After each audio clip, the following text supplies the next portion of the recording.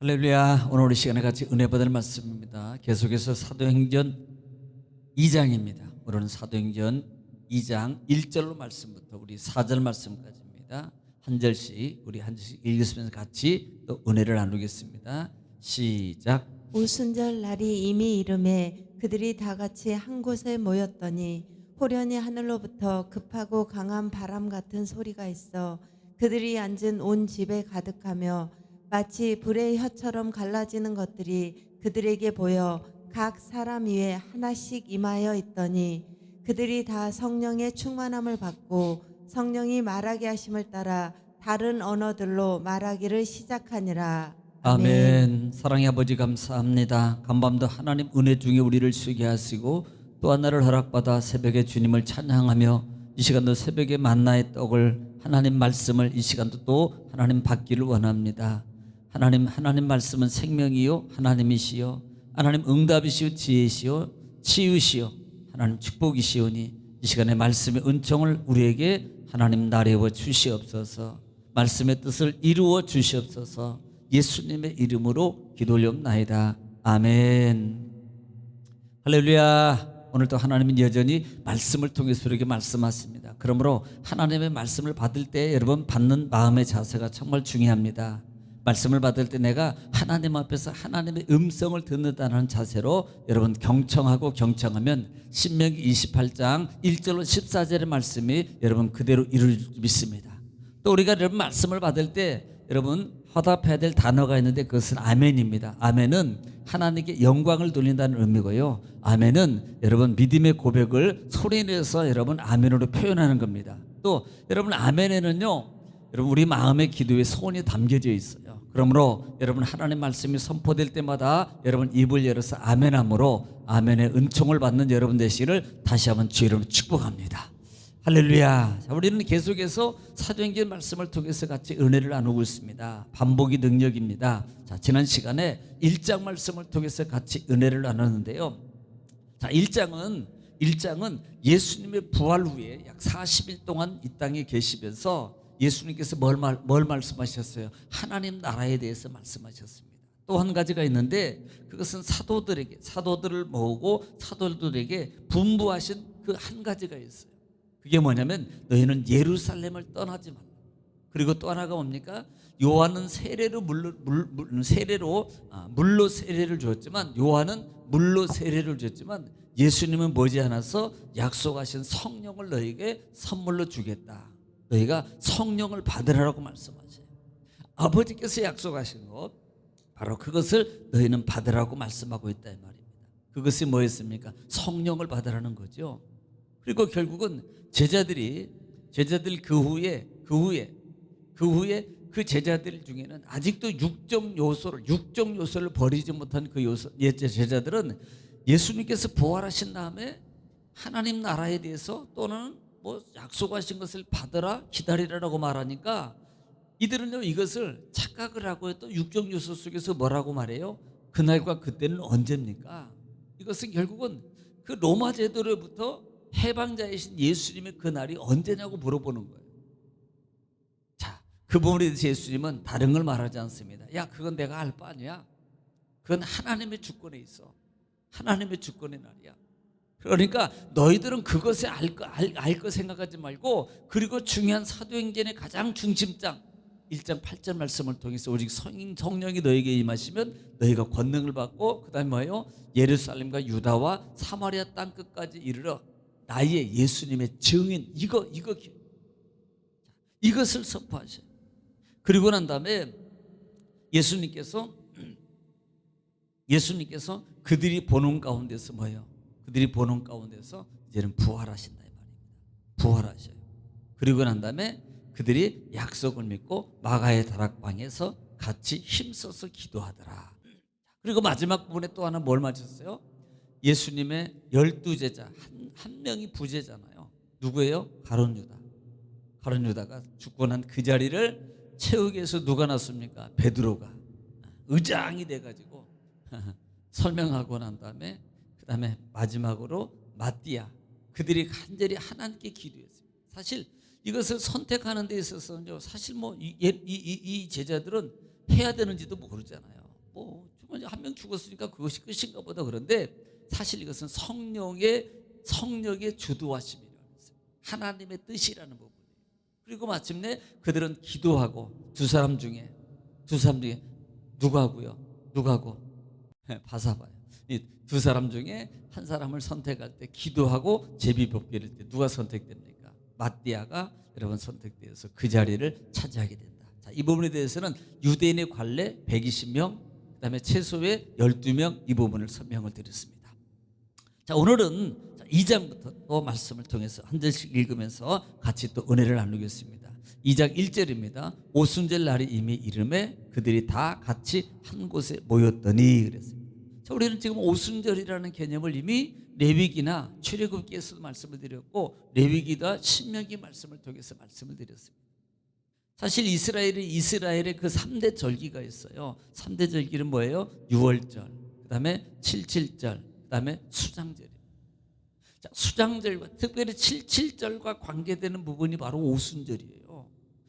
6월절 이후에 첫 번째 곡식을 드린 후에부터 7주를 계산하여서 이것이 칠칠절이에요. 칠칠절. 그리고 그 7주의 다음 날입니다.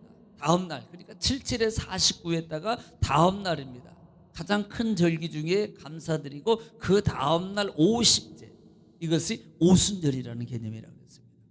자, 그러면 이것이 오순절인데, 여러분 오순절은요 50일째라는 개념이에요. 그 말의 뜻은요 단순히 50일째라는 뜻입니다. 50일 날이라는 말이에요.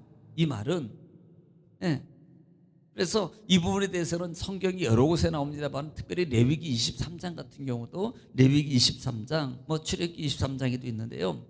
레위기 23장 한번 여러분 15절부터 16절까지 한번 보고 잠깐 보고 있습니다.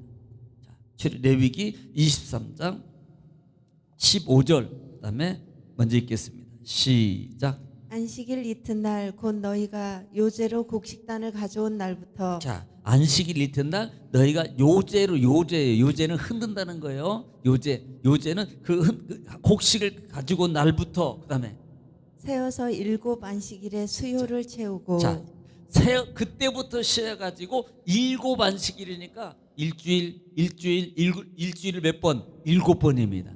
7번을 세우고, 그다음에 7 안식일 이튿날까지 합하여 50일을 계수하여 새 소제를 여호와께 드리되. 자, 그때부터 계수해가지고 50일을 계수하여 새 소제로 여호와께 드리라. 50일째 계수해가지고. 자, 그래서 이후에 이것을 제가 말씀을 드릴 때, 레위기나 출애굽기 말씀을 드릴 때 이것은 결국은 뭘 상징한다고 말씀드렸어요? 오순절이다. 사도행전 시대 오순절. 또 여러분 이 부분을 말하면서 제가 뭘 또 얘기했어요? 출애굽기 때 시내산 사건 때 얘기했잖아요. 시내산 사건이요. 이것은 성령의 임재의 모습과 똑같다. 그 부분에 대해서 말씀을 드렸습니다. 그래서 최종적으로 이 절기를 지키는 이유가, 사실 이스라엘 백성들이 하나님께서 절기를 지키는 이유가, 가장 근본적인 이유가 뭐라 그랬어요? 너희는 기억하라. 뭘 기억해요? 애굽에서 종되었던 것을 기억하라. 여러분, 애굽에서 종되었던 걸 기억하라는 말은, 그래 나는 애굽에서 종이었다, 이거 기억하라는 말이 아니잖아요.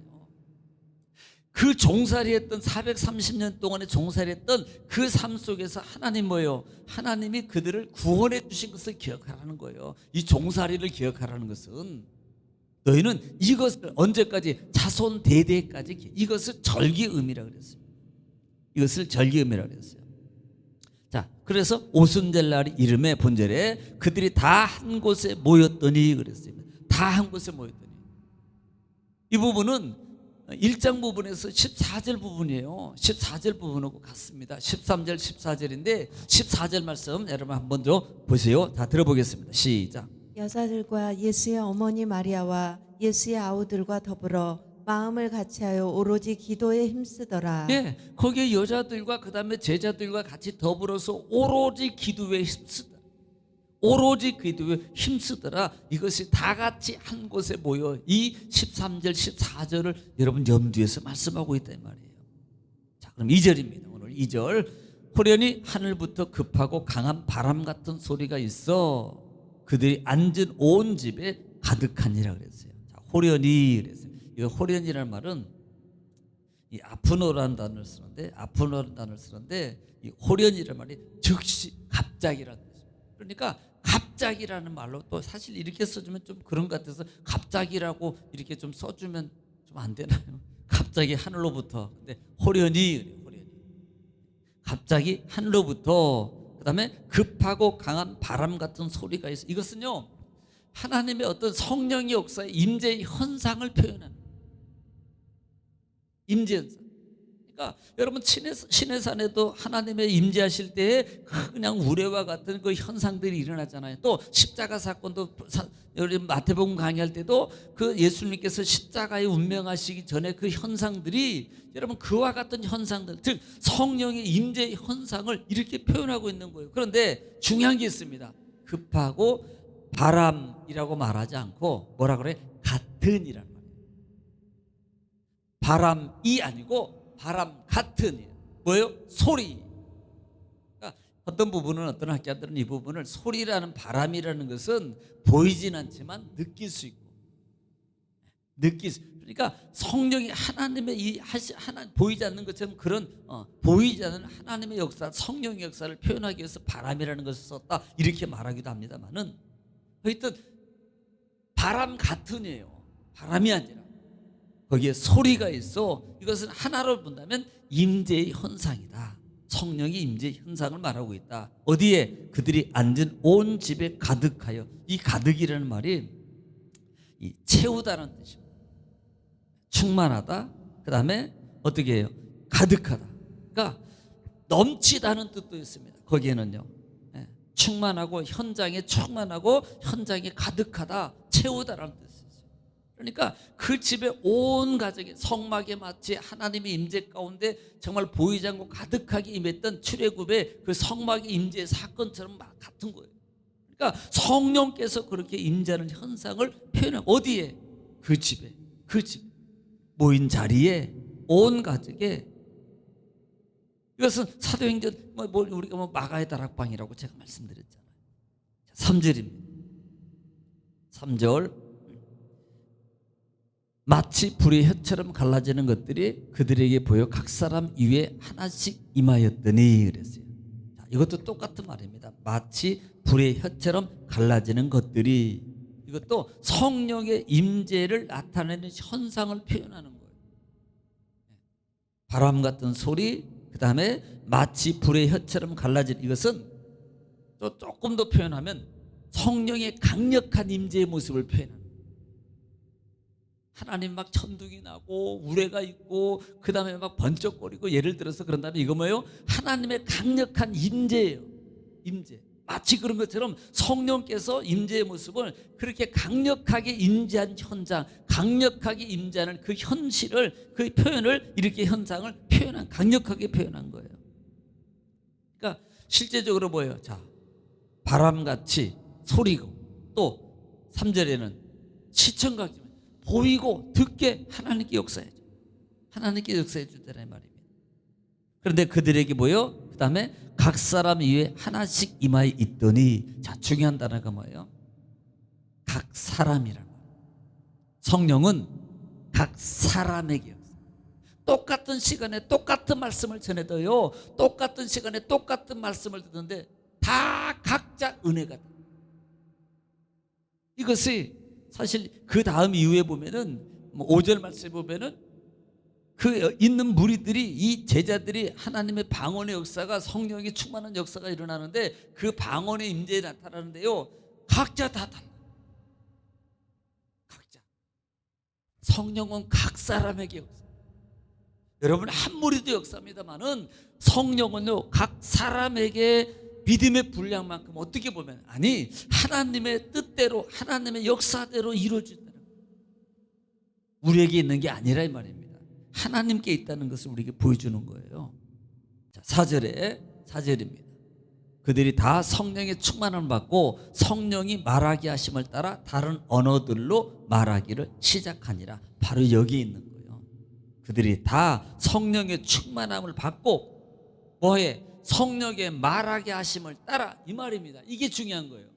내가 의도한 대로, 내가 생각대로, 내가 내 생각대로 한 게 하나님이 맞춰준 게 아니고 성령의 주도함 가운데 우리가 맞춰지는, 이 말을 말하는 겁니다. 잘 들으세요. 내 뜻대로 하나님이 나에게 맞춘 게 아니고 성령의 하나님의 뜻대로 하나님께서 나를 성령으로 맞춰가는 겁니다. 그래서 성령의 말하게 하심을 따라 각 사람에게 성령의 너는 이거, 너는 이거, 너는 이거, 너는 너에게는 이거, 이렇게 하심을 따라서, 이 말이에요. 자칫 잘못하면 우리 신앙생활 하다가요, 신비적인 어떤 그런 체험이나 성령의 체험이 일어나면서 잘못하면 교만하고 잠해지는 현상 중에 하나가 바로 이런 거거든요. 내가 아니에요. 하나님이, 성령께서. 그래서 다른 언어들도 말하기를 시작하니라 그랬어요. 다른 언어들. 자, 이 부분은 우리가 뭐가 생각나요? 창세기에 보면, 창세기 11장에 무슨 생각이 납니까? 바벨탑이에요. 바벨탑. 사실 여러분 뭐 이거 다 읽으려면 다 못 읽어요. 여러분 이미 바벨탑 사건을 알고 있기 때문에 창세기 11장 1절부터 9절 보면 이 바벨탑 사건이 나오는데요, 그들이 교만하고 자만하고 하나님을 높여지려는 그걸 보고 하나님께 뭐예요? 그들을 뭐 하셨어요? 언어를 혼잡하게 하고 흩어져 버려요. 그러면 오늘 본절에 하반절에 다른 언어로 말하기를 시작하니라, 이 본장에서 말하고 있는 것은 이 의도는 흩음의 의도가 아니고요, 흩으심의 의도가 아니고요, 하나됨이에요. 하나됨의 역사입니다. 흐트렀던 것을 이제는 하나님께서 하나됨으로, 성령을 통해서 하나됨으로 각각 역사에서 하나됨으로 이끌어가고 있다는 말입니다. 이것을 뭐라고 표현하면 회복이라고 표현해요. 회복을 상징한다. 새로운 것을 다시 이루기 위한 하나님의 회복의 의미가 있다라고. 오늘 여기까지 하겠습니다. 여러분 오늘 말씀을 통해서 여러분 어떤 하나님의 음성을 들으셨습니까? 성령은 각자에게 하나님의 음성을 들려주실 거예요. 그 음성을 들으셨어요? 그 말씀 붙잡으십시오. 그리고 여러분 가정을 위해서, 자녀를 위해서, 나라를 위해서, 특별히 교회를 위해서 여러분 이 시간에 주여 한번 부르시고 통성으로 하나님께 간절히 기도하겠습니다. 우리 다 같이 기도하겠습니다. 주여, 거룩하시고 자비로우시고 은혜로우신 아버지, 은혜와 사랑을 주님 감사합니다. 하나님께서 우리를 사랑하시고 오늘도 말씀을 통해 우리에게 깨닫게 하시고 알게